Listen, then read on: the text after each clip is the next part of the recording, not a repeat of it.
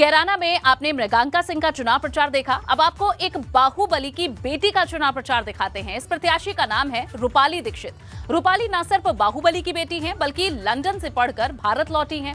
रूपाली की कोशिश है कि जिस आगरा में समाजवादी पार्टी का जल्द ही खाता नहीं खुलता, वहां वो अखिलेश यादव को मजबूती दिलाएं। रूपाली से पहले समाजवादी पार्टी ने फतेहाबाद की सीट से किसी दूसरे नेता को टिकट दिया था। बाद में उनका टिकट काटकर रूपाली को थमाया गया।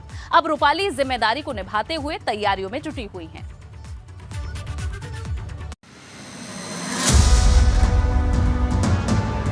जब हम सन 70 की बात करते हैं तो जब जो दौर था वो फिल्मी का था, दबंगई का था। आगरा का राजनीतिक किला वैसे तो सपा के लिए कमजोर रहा, लेकिन फतेहाबाद सीट पर बाहुबली अशोक दीक्षित की बेटी रूपाली दीक्षित को उतारकर सपा ने मुकाबला रोमांचक बना दिया है।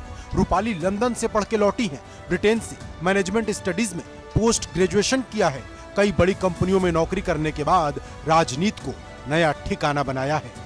क्योंकि लंदन से आप पढ़ी हैं, अब्रॉड से आई हैं और तमाम चीज़ें रही हैं, तो एक आपके पास कहा जाए आपने दुनिया देखी है, तो वो सारी चीज़ें, वो एक्सपोजर अगर आपको विधायक यहाँ की जनता चुनती है तो किस तरह से धरातल पर वो डेवलपमेंट नजर आएंगे? देखिए, मेरा सबसे बड़ा पर्पस ये है कि अगर मैं विधायक बनती हूँ तो सबसे पहले मैं ग्राम सभा बेस पे टीम्स बनाऊं।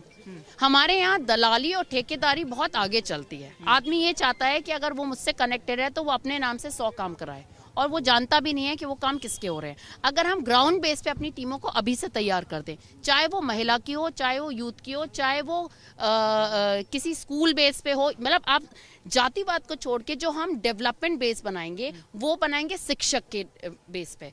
जैसे अब टीचर्स की एक टीम हो गई, डॉक्टर्स की एक टीम हो गई, अगर जो लोग जॉब कर रहे हैं उनकी एक टीम हो गई, महिलाओं की टीम हो गई, आशाओं की टीम हो गई।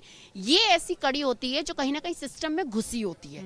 ये जो फीडबैक आपको देते हैं वो सही फीडबैक होता है। रूपाली पहले भाजपा में थी, लेकिन अब सपा की प्रत्याशी हैं। उनके बाहुबली पिता उम्र कैद की सजा काट रहे।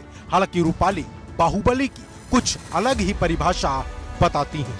जब हम सन 70 की बात करते हैं तो जब जो दौर था वो फिल्मी का था, दबंगई का था, तब नेतागिरी की ही इसी हिसाब से जाती थी। मेरे पिताजी अब 14 साल से जेल में हैं। ये बात सही है, उन पे काफी मुकदमे हैं, लेकिन मेरा ऐसा मानना है जो दबंगई या फिर जो बाहुबली जो रूपरेखा थी वो कहीं ना कहीं इस वजह से थी क्योंकि उस समय पे जो गरीबों का उत्पीड़न होता था, उन जो लोग उनका उत्पीड़न करते थे वो लोग उन्हें बाहुबली बनाने लगे।